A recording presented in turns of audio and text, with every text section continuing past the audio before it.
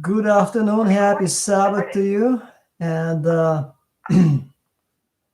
welcome everyone to this devotional time and prayer meeting with Creative Media Ministries. If you haven't subscribed yet to our channel, you're missing a lot because we have so many messages by Pastor Bill Liversidge on this channel that you will be surprised. Most of them you never heard before. So click the button subscribe, dive in, and enjoy and be strengthened spiritually.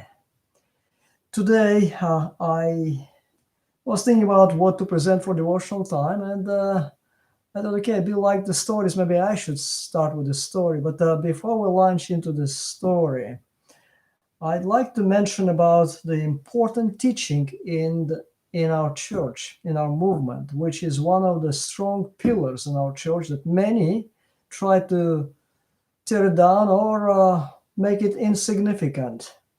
And that is the sanctuary message. The book of Revelation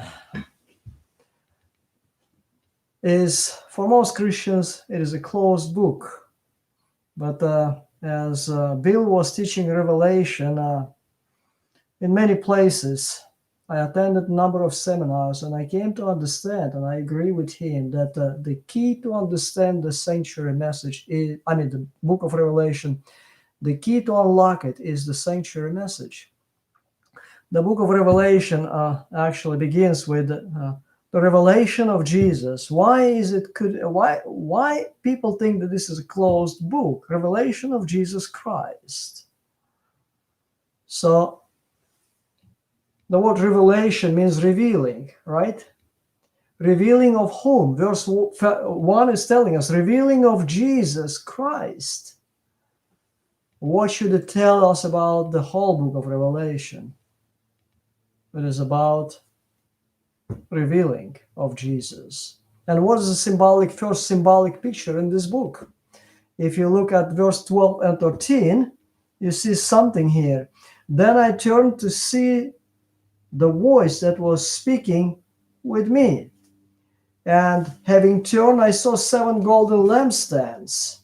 And in the middle of the lampstands, I saw one like a son of man, clothed in a robe, reaching to the feet, and girded across his chest with a golden sash. So we see the golden lampstand, 7 golden lampstands. This is the first symbolic picture in the book of Revelation. And it used symbolically to describe the church, correct? Jesus himself explained this in the same chapter. And when we have in the prophecy 7 churches, and Jesus said the 7 golden sticks, they are the 7 churches. And 7 in the prophecy means completeness. Now, having this in place, I'd like you to think and give me, if you can, the radical conclusion. How does the revelation of Jesus, revealing of Jesus, takes place? If number 7 is completeness, the lampstand is the church, completed church. How does the revelation of Jesus takes place when Jesus is in the midst of the candlestick? Well, may I suggest that it's through the church, completed people of God, that the revealing of Jesus is to take place. Jesus in the midst of the 7 golden lampstands, and the lampstand is the church, are the churches, and they're reflecting Jesus Christ. And where is the 7 golden candlestick is found in the Bible? Where it is located? It's found in the sanctuary, Hebrew sanctuary. And which part of the sanctuary? In a holy place. Then the completeness of God's people, how God will have a completed people, must be found in the sanctuary and its services. I hope you see it. And this is the message that if it is understood and followed, would guarantee to God's people to reveal the righteousness and holiness of God. Yeah, that's the only way. And David had written in Psalm 77:13, "Your way, O Lord, is in the sanctuary." And as you know, there are 4 prophecies in the book of Revelation that begin with number 7. Number 7 is completeness. And the sequence of the prophecies is so meaningful. People trying to dig out the prophecies, the meaning of them, but without understanding the sanctuary message, it's difficult to see and to understand this. And one of the things here, the sequence of the prophecies are so important. If you grasp this, then you will just rejoice and enjoy the study of the book of Revelation. Look at this, just very briefly. I'll touch with this. I learned this at the seminar with Pastor Bill Liversidge. 7 churches means a completed church, because 7 is a number. Completeness, church is God's people. Then the next prophecy with number 7 is 7 seals in the book of Revelation. Again, 7 means completeness, and seals, we know, it's sealing. The meaning of it, he put together, is complete sealing. Complete sealing of whom? God's people. Completed church, completely sealed, and then 7 trumpets. Now they are ready to give a completed message. And only then the 7 plagues follow. Completed judgment. Interesting, huh? Well, one day we're going to dive into it a little deeper. But the good thing is that during the 5 plagues, you could see the mercy of God in Revelation 16. Well, I'll save this for the next time. But the reason why I shared with you the sanctuary message in the book of Revelation, the sanctuary had 3 sections, 3 compartments. Through the sanctuary that God has given to his people, a completed message that is to be given to the world.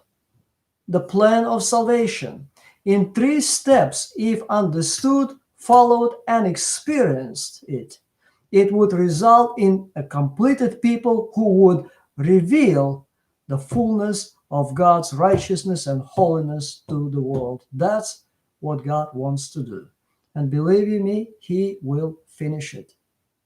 And here are 3 steps. Take a look at this. Courtyard, the holy place, most holy place. And what takes place in a courtyard? It's very interesting thing. First of all, God had done something for us, reference to the courtyard, to the cross of Jesus. And then Jesus went to the holy place. He's doing something in us. We will dissect this a little later. And then through the holy place, Jesus is doing something through us. The first section, 1, 2, 3, the courtyard, the holy place, the most holy place. I'll just give you a brief summary. For us, in us, through us, forgiveness, first place, then sanctification, and then glorification. Again, back to the first, the courtyard. It is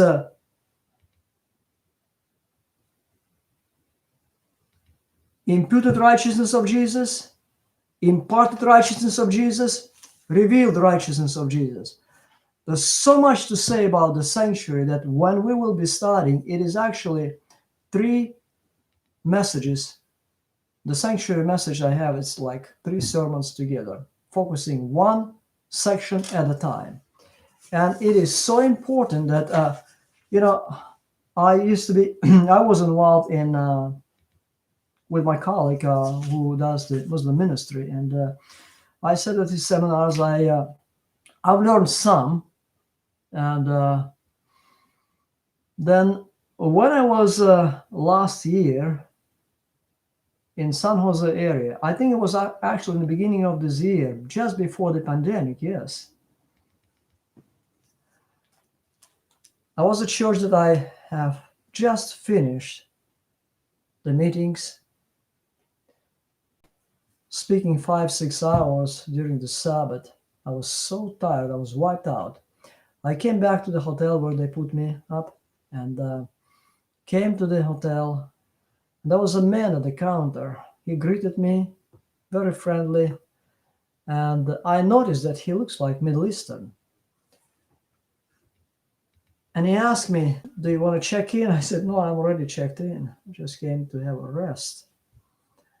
"And do you need anything?" he said. He asked me. I said, "Yeah, I would appreciate a cup of hot tea." "Oh," he said, "I can make it for you." I said, "Let me put my briefcase in the room," and my room was just next door to the counter on the first floor. So I came out from there. He began to ask me a question. "Where are you from?" I said, "Well, I was born in Armenia." "Where are you from?" He said, "Well, I am from Iran." I said, "Goody. So we're neighbors. We were born in neighboring countries." And I said, "I have some friends from Iran as well." We began to talk, and I asked him if he is a Muslim. Of course, he is a Muslim. And when I introduced himself, he asked me, "What do I believe?" I said, "Well, I can tell you straightforward. I belong to the people of the book." That's how you introduce yourself to a Muslim. Because Seventh-day Adventists are called by the leaders of Islam as the people of the book, of whom the prophecy was foretelling that they will come at the end of time. They are here now. That's how they refer to the Seventh-day Adventists. When I expressed this to him, I said, "By the way, this is written in your book, in the Quran. Did you know about this?" "I've heard about it," he said. And then I asked him a question that I've heard how it works. I thought, I'm going to practice this on him. I never done this before. I asked the man, "What do you think about Jesus?" He said, "Well, he is a prophet." I said, "What kind of prophet?" "He is a great prophet." I said, "Okay. Can you tell me where is he now?" And he said, "Well, he is in heaven." "Where is he in heaven?" "He is by the throne of God." I said, "Okay, what is he doing there?" "Well, he's enjoying himself." I said, "Okay, what else is he doing there?" He thought for a while and said, "I don't know what else he's doing there." That's exactly why the Adventists have the sanctuary message, my friends. Without this message, you cannot break through with Muslim even. And it is 1.7 billion people. How are you going to reach them? So, well, there are many ways to reach, but I have discovered that the sanctuary message is one of the keys to bring the gospel to them as well. Anyway, I told him this. I said, "My friend, your book, Quran, in Surah 1094, says that if you're lacking wisdom, because you yourself said that you don't know what Jesus is doing there, if you're lacking understanding, if you don't know something, if you're lacking wisdom, then ask the people of the book that was written before your book." And by the way, in the Quran, the word book with a Bible is described as written as word book with capital B. And it also commands every Muslim to read the 5 books of Moses, the Gospels, the Psalms, and the book of Job. And it tells you in your own book that if you don't read and follow those books, then you have gone astray. He was listening with open eyes. I was gaining a ground there. Anyway, I asked him, "Do you want to know what Jesus is doing in heaven?" He said, "Yes." And I unfolded before him the sanctuary message. I said, "Look, even David, who is one of your prophets also, the King David, is in the Quran as their prophet. He had said in one of the chapters that Your way, O God, is in the sanctuary.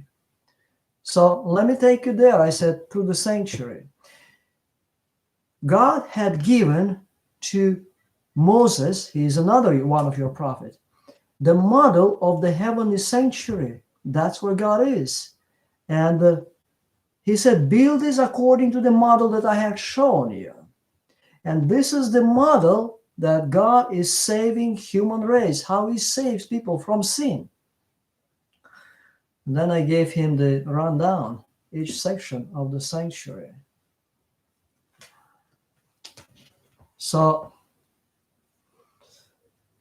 I said, now, when I finish the presentation, very brief presentation, the sanctuary message, what Jesus has done for us, what he's doing in us, and what he will be doing through us, and that he is there now in the heavenly sanctuary, praying for you, my friend, for you. This man was so moved. When we finished the conversation, I finished my tea, this man was almost bowing down in appreciation. And I thought to myself, wow, the sanctuary message, the Advent message, we do have a message for the world, for every nation, and it is so relevant to all people. So I hope this will develop maybe your appetite for the sanctuary, and if not, then we will present the entire sanctuary message in 3 sections in near future. Don't miss it. It will be coming through mail, email, the announcement. When you see it, jump in. You'll learn a lot. God bless you.